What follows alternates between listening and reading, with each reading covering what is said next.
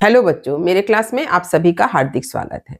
आज मैं आप लोगों के समक्ष मैथिली शरण गुप्त जी द्वारा रचित सखी वे मुझसे कहकर जाते शीर्षक कविता के सारांश को लेकर उपस्थित हूँ। तो आज इस कविता का सारांश प्रस्तुत करने से पहले मैं आप लोगों को बता देना चाहती हूँ कि इस कविता से संबंधित कुछ वीडियो मेरे चैनल पर अपलोड है और उन सभी वीडियो का लिंक आपको डिस्क्रिप्शन बॉक्स में मिल जाएगा।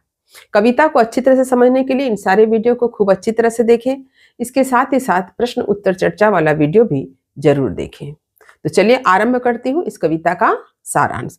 तो इस कविता का सारांश को मैंने लिखकर प्रस्तुत किया है, इसे मैं आप लोगों को पढ़कर सुना रही हूँ। खूब ध्यान से सुनिए, मन लगाकर पढ़ाई कीजिए। मैथिली शरण गुप्त द्वारा रचित सखी वे मुझसे कहकर जाते शीर्षक कविता उनके प्रमुख काव्य यशोधरा से उद्धृत है। लोक कल्याण के उद्देश्य से सिद्धार्थ ने अपने राजसी वैभव, पिता, पत्नी व पुत्र का परित्याग किया और वन चले गए। उनकी पत्नी यशोधरा उनके विरह से व्यथित है।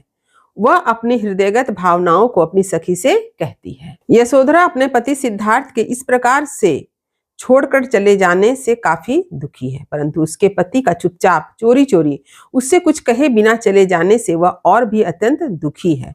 उसे ऐसा लगता है कि उसके पति ने उस पर तनिक भी विश्वास नहीं किया। यदि उसके पति को उस पर जरा भी भरोसा होता तो वे अपने मन की बात, इतने बड़े निर्णय की चर्चा उससे अवश्य करते। यशोधरा को लगता है कि सिद्धार्थ ने अवश्य उसे सिद्धि मार्ग की बाधा समझा, जबकि यशोधरा कभी भी अपने पति के सिद्धि मार्ग की बाधा नहीं बनेगी, यह गौतम समझ ही नहीं पाए। उन्हें ऐसा प्रतीत होता है कि भले ही उसके पति ने उसे स्नेह व दुलार दिया हो, परंतु उसके हृदय को भलीभांति नहीं पहचान पाए।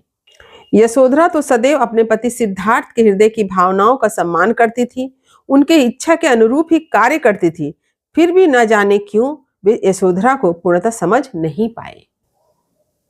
यशोधरा कहती है कि यदि उसके पति ने एक बार भी सिद्धि प्राप्ति लक्ष्य के बारे में कुछ भी उससे कहा होता तो वह एक छत्रानी के धर्म का निर्वाह करते हुए सिद्धि मार्ग पर अग्रसर होने की सहर्ष अनुमति दे देती, पथ बाधा नहीं बनती।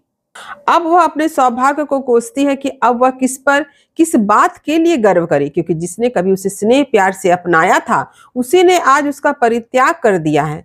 आज सिद्धार्थ भले ही उसे भूल जाए, परंतु वह हमेशा उन्हें स्मरण करती रहेगी। पुनः यशोधरा अपने पति सिद्धार्थ के पक्ष में बातें कहती है कि उनका हृदय अत्यंत कोमल व करुणा से ओतप्रोत है।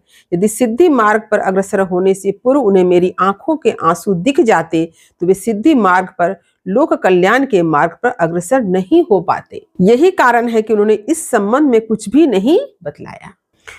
यशोधरा अपने पति की मंगल कामना व सिद्धि की सफलता की कामना करती है कि वे कभी भी मेरे दुख से दुखी ना हो। इसके साथ ही वह अपने पति को किसी प्रकार का उलाहना नहीं देना चाहती है।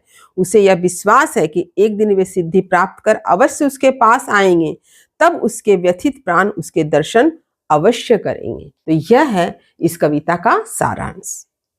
तो उम्मीद करती हूं कि आज का विषय आपने अच्छी तरह से समझ लिया होगा।